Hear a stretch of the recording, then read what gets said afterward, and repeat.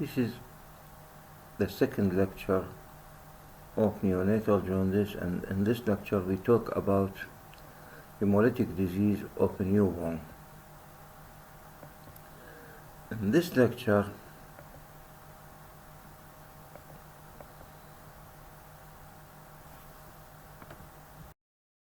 we talk about erythroblastosis fetalis, explore the pathogenesis and pathophysiology of hemolysis due to Rh and ABO incompatibility, distinguish the clinical finding of cases of erythroblastosis fetalis, and judge and be able for diagnosis all type of blood group. Now, hemolytic disease of a newborn was the most serious cause of indirect hyperbilirubinemia that may be associated with severe anemia.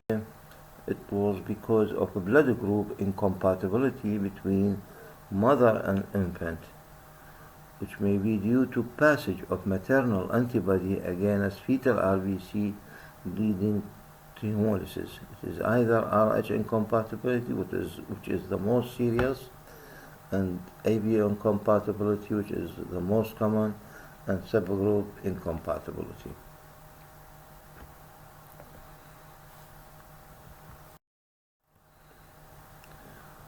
Now, the pathogenesis and pathophysiology of hemolytic disease of Rh incompatibility.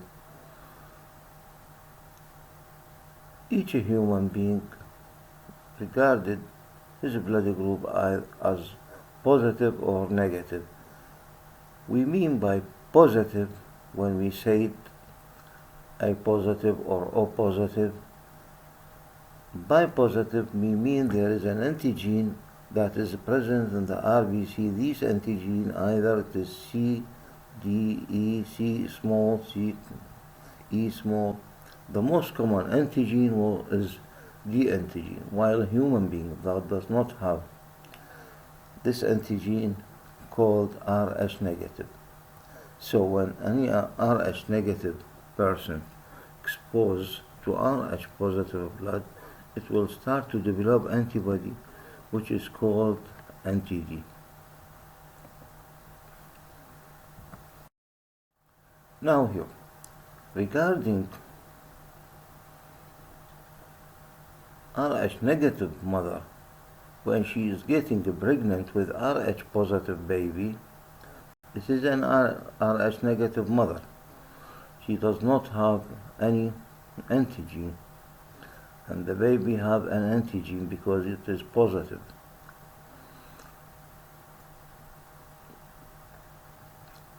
Blood may go from baby to the mother through fetal-maternal transfusion during a pregnancy, abortion, or labor. So the RHR antigen will pass from the baby to the mother, during the first pregnancy, Rh pregnancy, to sensitization and formation of antibody or anti-Rh antibody, which is IgM. The antibody that's formed by the mother. These antibody, at the beginning, it is of IgM type that cannot cross the placenta barrier. Now, pregnancy at this time is usually unaffected, but within 6 weeks to 6 months, there will be formation of IgG antibody that become detectable, and these IgG antibody can crossing the placenta in the second pregnancy. These antibody will cross the placenta, again go back to the baby. So it will cause agglutination and destruction of fetal RBC that may lead to hemolysis and jaundice. That's why hemolytic disease of Rh incompatibility usually occur in the second baby and rarely occur in the first baby because transfusion of Rh positive fetal blood to Rh negative mother during fetal maternal transfusion tend to occur near delivery. That is too late for the mother to become sensitized on form IgG antibody that need a time and transmitted to her infant, which usually need a time to occur. But when she gets pregnant with the second Rh positive baby, the baby will get the disease.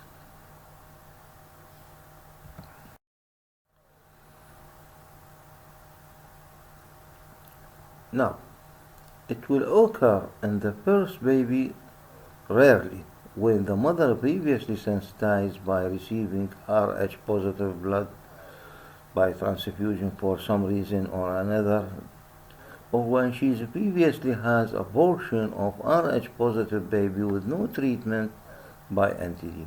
Once sensitization occur and development of the disease, the severity tend to be more with successive pregnancy.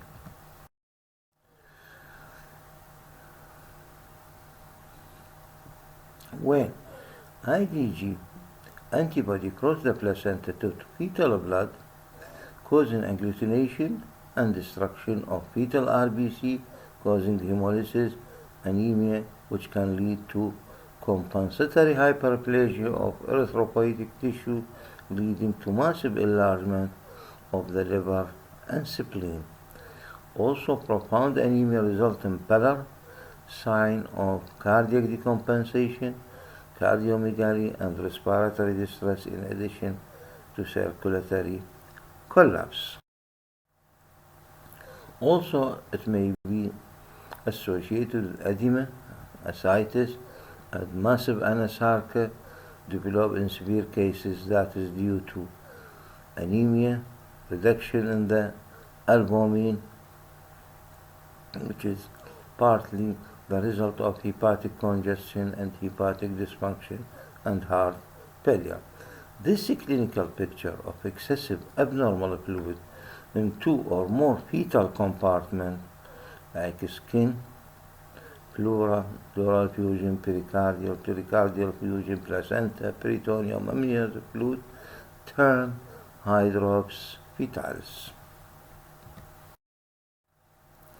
The incidence of hemolytic disease of Rh incompatibility usually is low because mother not always get Rh positive baby. It may get Rh negative baby, so there will be no sensitization. 50% of a pregnancy develop fetal maternal transfusion. Capacity of the Rh negative mother to form antibody is variable, so it may be a week. If ABO incompatibility presence in association with Rh incompatibility may be partially protected against sensitization by removal of Rh positive cell from circulation by NTA or NTB, which is IgM that not cross the placenta. Now, antenatal diagnosis of Rh incompatibility or erythroplastosis fetalis when we have a pregnant Rh negative woman with possible sensitization by previous blood transfusion or previous abortion or pregnancy. Mother who has previously pregnant with Rh positive baby, abort Rh positive baby, and this is the second pregnancy, we should do parent blood group and Rh tested for potential incompatibility. Also, we do fetal blood group. If we suspect the case, we do fetal blood group and Rh from fetal DNA, fetal cell from maternal circulation. Then measure the maternal NTD antibody. Here we can see if the mother has the antibody, so measure the maternal antibody, which is of IgG, in the 12 to 16 week of gestation, 28 week to 32 week of gestation, and 36 week of gestation. So, if there is a blood group incompatibility and there is sensitization by the presence of the antibody, now the severity, next we have to assess the severity of fetal disease, because here we confirmed affection. Now here we can see the severity of fetal disease assessed by real-time ultrasound, Doppler ultrasound, percutaneous umbilical blood sampling, and previously used amniocentesis, which are now it is rarely used. Ultrasound and Doppler ultrasound. Doppler ultrasound, we assess fetal distress by demonstration increased vascular resistance on the fetal artery, especially middle cerebral artery in fetus, without eye drops. With moderate to severe anemia can be detected non-invasively by demonstration of increase in the peak velocity of systolic blood flow in the middle cerebral artery. The velocity of blood flow correlates with the severity of the anemia and therefore can be used for assessment.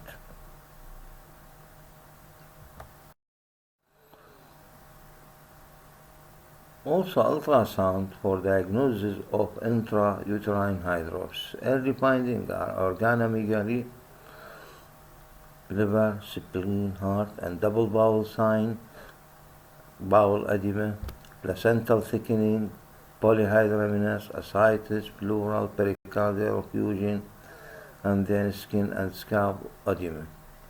Also, fetal well-being by biophysical profile findings. All these to assess the severity of illness. Also, we can do percutaneous umbilical blood sampling, which is done if Doppler and real-time ultrasound findings suggest that the fetus has moderate to severe anemia. Per umbilicus blood sampling is performed to determine fetal hemoglobin level and to transfuse packed RBC into fetus with serious fetal anemia, hematocrit less than 30%, who are immature and not suitable for delivery. When the fetus has low hemoglobin and he is still immature, not suitable for delivery, we have to decide to give him a blood to keep the baby intranatally. Amniocentesis was the classical method for assisting fetal hemolysis by measuring optical density of amniotic fluid for determination of bilirubin level. However, amniocentesis is invasive and risky to both fetus and the mother. Doppler measurement of the peak velocity of the systolic blood flow in the middle cerebral artery has essentially replaced the amniocentesis. Now, the clinical manifestation of erythroblastosis fetalis or hemolytic disease of Rh incompatibility is various from mild to severe. So it is either develop only lab evidence of mild hemolysis in 15% of the cases, or more with feature of jaundice of anemia, or more severe when the patient develop in addition to anemia and jaundice, hepatosplenomegaly. The jaundice may be present at birth or may be absent at birth and rapidly rise within the first 24 hours and may lead to kernicterus, sometime appear after the jaundice appear after the first 24 hours. In more severe cases, where there is a hydrops fetalis in which there is edema, massive anasarca, pleural effusion, pericardial effusion, in addition to hepatosplenomegaly, pallor, and jaundice. This may be also associated with heart failure, circulatory collapse. So the patient with hydrops fetalis may be present with intrauterine death or died shortly after birth because of respiratory distress and birth asphyxia due to heart failure, pulmonary edema, and bilateral pleural effusion. This is a case of hydrops fetalis. You can see the massive edema. This is dead intrauterine dead baby, and this is baby born with massive anasarca. You can see severe buffness of the face, leg swellings, massive abdominal distension. Some patients may have hepatic dysfunction and hypoalbuminemia. In others, there may be hypoglycemia, which may be because of hyperinsulinemia or pancreatic islet hypertrophy. In severe cases, there may be petechiae purpura because of thrombocytopenia due to decreased bone marrow production or DIC.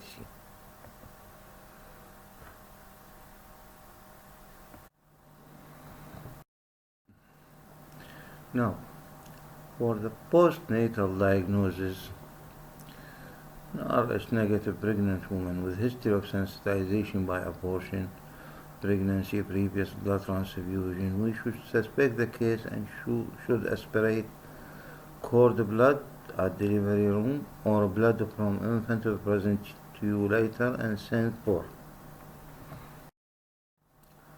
blood group and Rh. TSB, that is usually 3 to 5 milligram at birth, but may be rapidly increased within the first 6 hours or very high since birth, or it rises in the first day or later on. Complete blood count, retics count, blood smear usually show anemia, increase in reticulocyte count with polychromasia, also increase in nucleated RBC.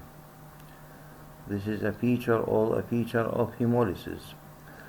White BC usually normal, platelet may be decreases in severe cases. Also, we have to send direct Coombs test or direct antiglobulin test, usually strongly positive and may stay for a few days to several months.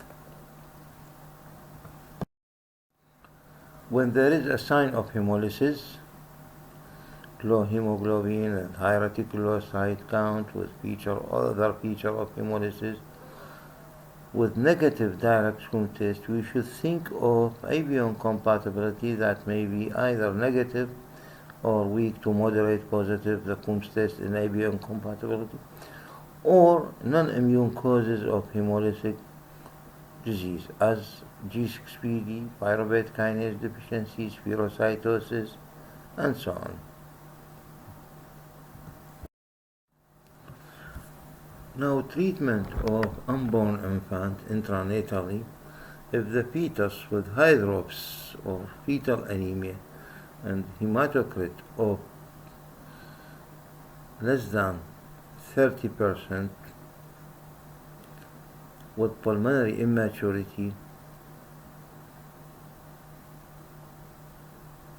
or fetus less than 35 to 37 weeks of gestation, so we give him intrauterine transfusion with packed RBC by intravascular umbilical vein transfusion is the preferred treatment, although although intrauterine transfusion into the fetal peritoneal cavity is also effective.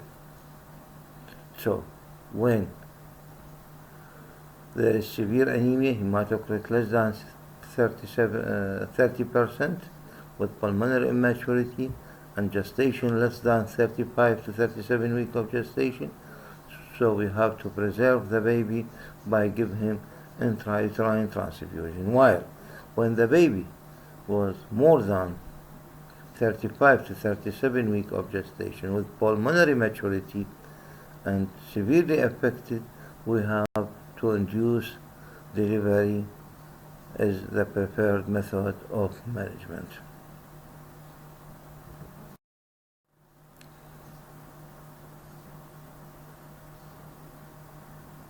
Treatment of unborn infant still, the blood transfusion intranatally should be packed O negative cross-match against the mother serum. CMV negative and leukocyte reduced to reduce the risk of allergy and non-hemolytic reaction, and irradiate blood to avoid transfusion associated graft versus host disease. Transfusion should be achieved a post-transfusion hematocrit of 45 to 55%, can be repeated every 3 to 5 weeks. When the baby 35 or 37 weeks of gestation with pulmonary maturity and severity and severely affected, induction of delivery should be done. Birth of newborn infant should be attained by pediatrician. Resuscitation must be ready. Also, fresh or negative blood cross-match with the mother serum should be prepared before delivery. If a clinical sign of severe hemolytic anemia or hydrocephalus hepatosplenomegaly evident at birth and may have severe respiratory distress or birth asphyxia, so we may need to redo resuscitation by endotracheal tube section, oxygen, and ambubag with other supportive measures. Temperature stabilization, correction of acidosis.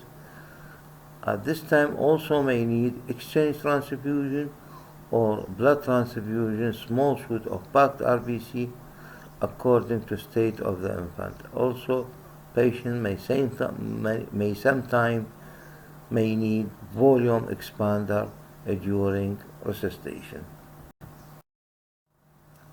Now, prevention of RHI isoimmunization, it is done by prevention sensitization of a pregnant Rh negative woman by giving her human anti-D globulin, which combine with and eliminate Rh positive fetal RBC that pass to maternal circulation, thus prevent sensitization. It is given at 28 to 32 weeks of gestation and also given within 72 hours of delivery, should be given after each pregnancy of Rh positive baby. Also given within 72 hours of abortion, delivery of ectopic pregnancy, amniocentesis, abdominal trauma in pregnancy, chorionic villus biopsy, and transplacental hemorrhage. Also, we have to prevent exposure of Rh negative mother to Rh positive antigen through any Rh positive blood transfusion. So, the prevention by giving anti-D at 28 to 32 weeks of gestation and within 72 hours of delivery, abortion, and so on.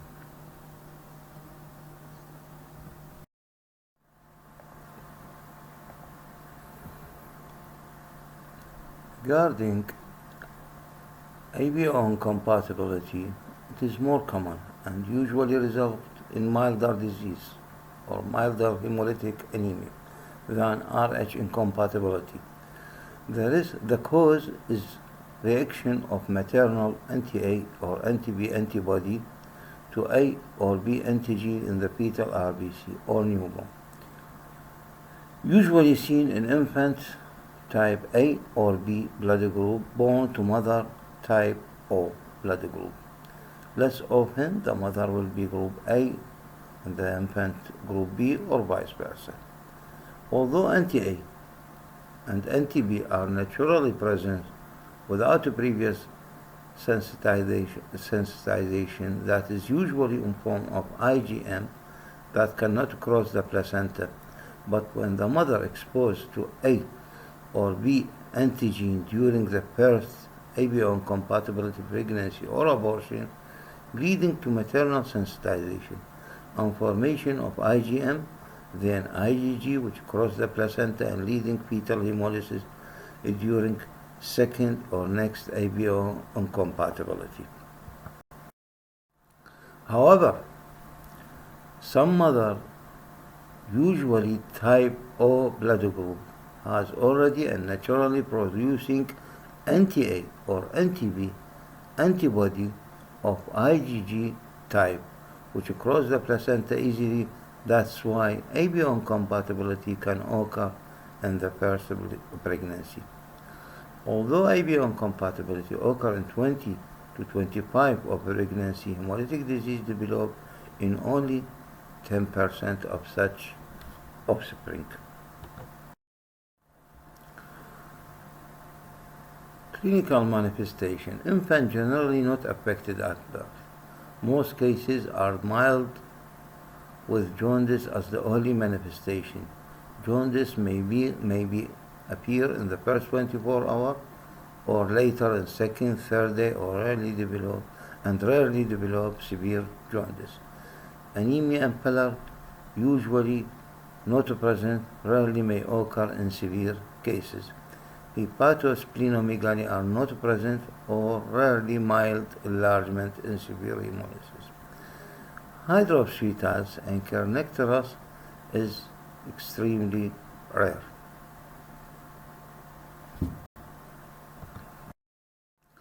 Diagnosis of ABO incompatibility, usually the blood group of the mother, group O, and the baby, usually A or B. Increased TSB often the only abnormality. Hemoglobin usually normal but may be as low as 10 to 12 milligram.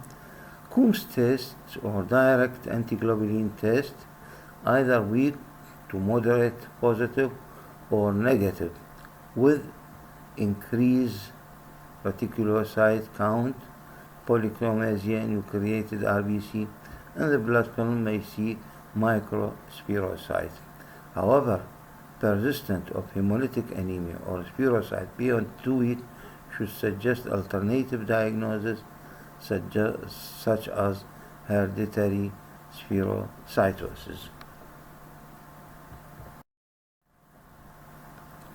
Now, subgroup incompatibility, there is subgroup as K, C, E, W. These subgroups incompatibility also may be associated with anemia and hyperbilirubinemia.